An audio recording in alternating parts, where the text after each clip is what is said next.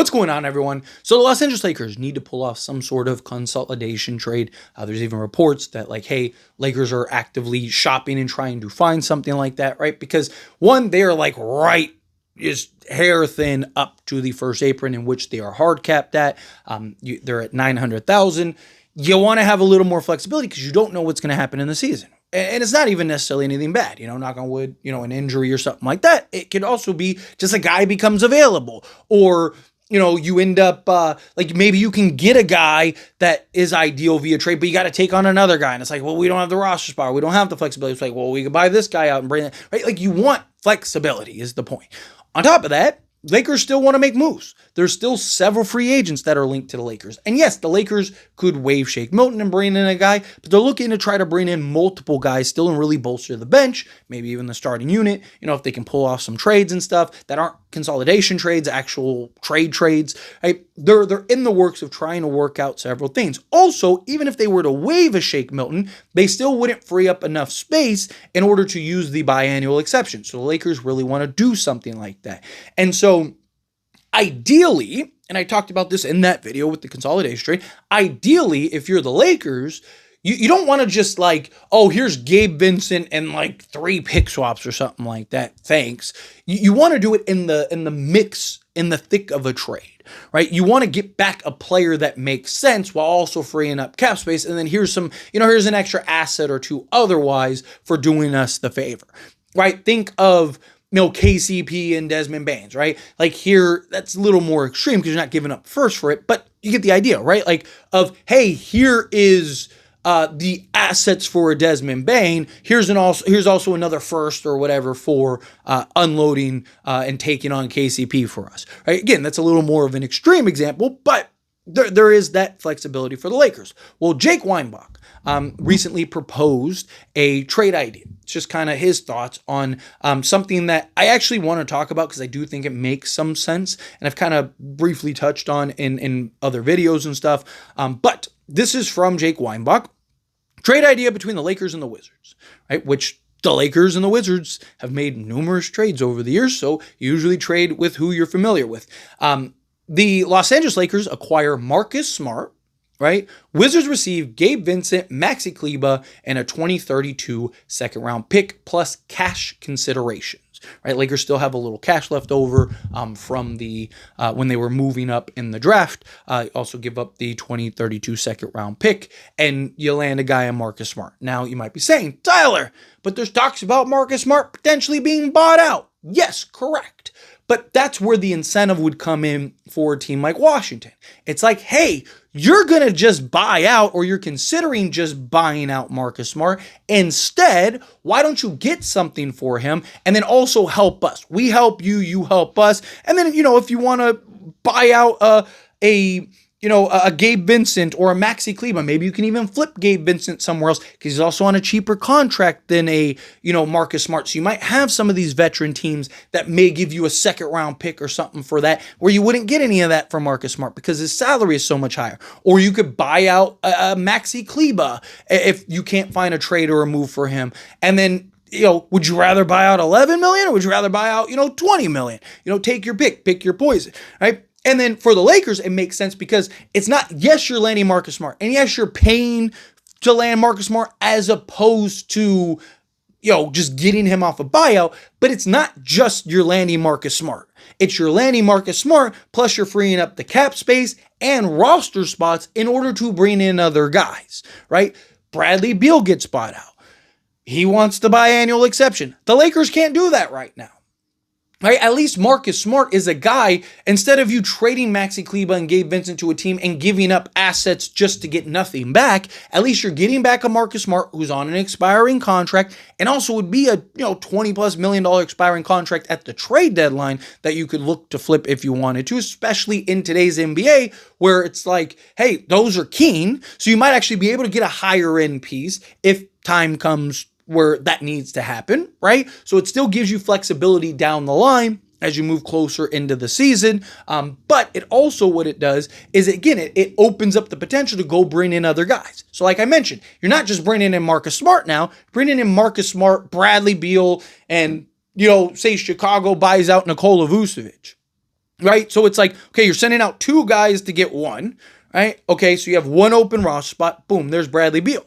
Okay, well, let's say Nikola Vucevic does end up getting bought out by Chicago, right? Okay, well, now you could just waive Shake Milton. There's your second roster spot. You bring in Nikola Vucevic. And now, again, you made that trade that looks like it's just for Marcus Smart.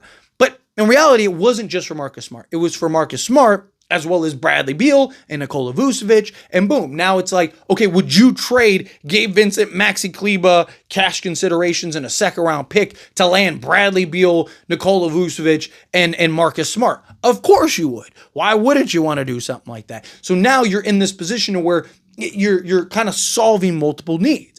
I like this idea, and it's what I've talked about. I mean, it doesn't necessarily have to be Marcus Smart in Washington. I mean, you could, again, Chicago with Nikola Vucevic, right? Maybe you could do something. Lakers are interested in Ayo Dosunmu, right? Could you maybe work something out where you land an Ayo and a Nikola Vucevic, right? So you're getting that salary, you're sending out guys, but again, you're clearing roster spots, you're clearing all this other stuff. So you're sending out, say, 3 guys, maybe 4 guys to bring in, 2 guys, plus whatever assets are going out, and then you freed, whatever, $7 million off your books, plus you ended up landing, your backup center, plus a legit, youthful, versatile kind of combo, like 1 through 3 type player, but really probably more 1-2 guy.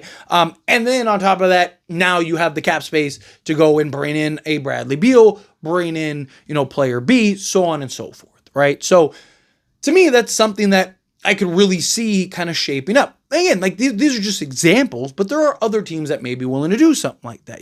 Portland, Matisse Thybulle, Lakers are really interested in Matisse Thybulle. Would Portland be willing to kind of work something out where maybe the Lakers are landing like, hey, you want, Dalton Connect and all this other stuff? Well, can we get a Robert Williams and a Matisse Thybulle, and then you take and help us clear some salary off the books? Maybe it's a 3-team trade and you're working out deals where a team's like, hey, man, like, you're telling me we could just get Gabe Vincent for free? Sure, we'll just take Gabe Vincent for free, right? Like, it's about getting creative. I've talked about it all offseason long. Rob Pelinka is going to have to get creative. He's going to have to find creative ways to better round out this roster and solve some of the problems that the Lakers need.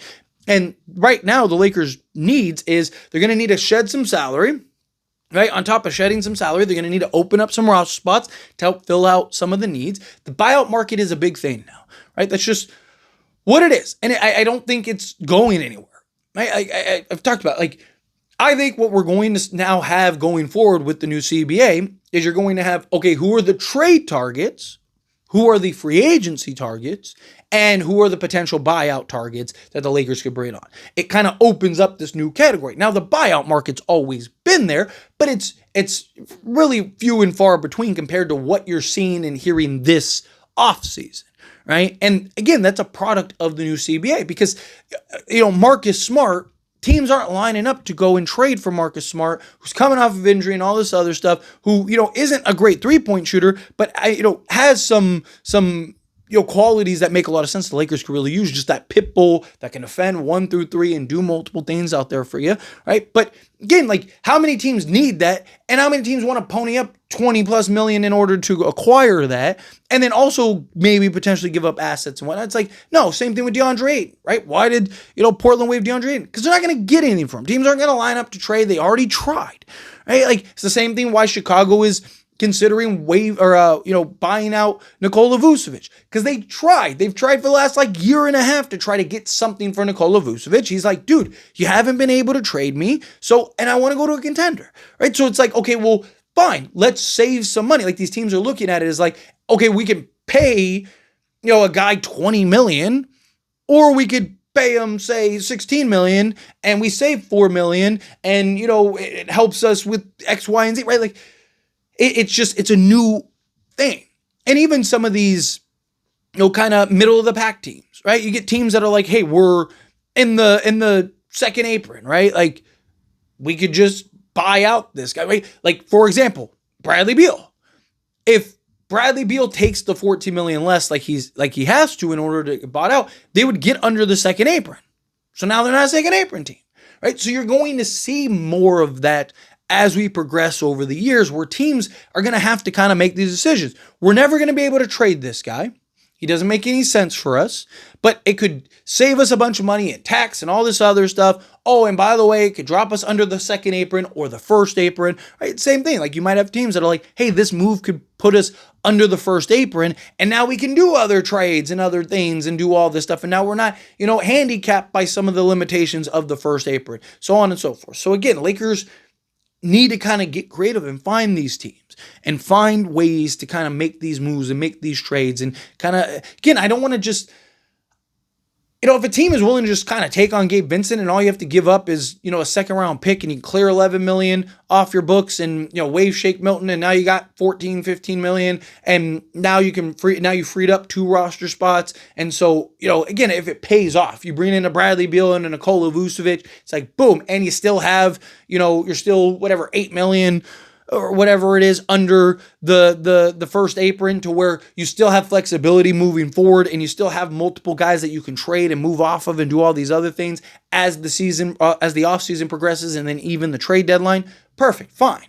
But ideally, if you can land somebody in the mix of that, why not do that? Especially if it's a guy that makes sense and helps. Marcus Smart makes sense and helps. But let me know your thoughts and opinions down in the comments. That being said, if you haven't liked this video, hit that like button. Helps me out. So we enjoy these types of videos. Truly appreciate it. Not subscribe channel, hit that subscribe button. Turn on the bell notifications. Appreciate y'all. See you in the next one. Thank you.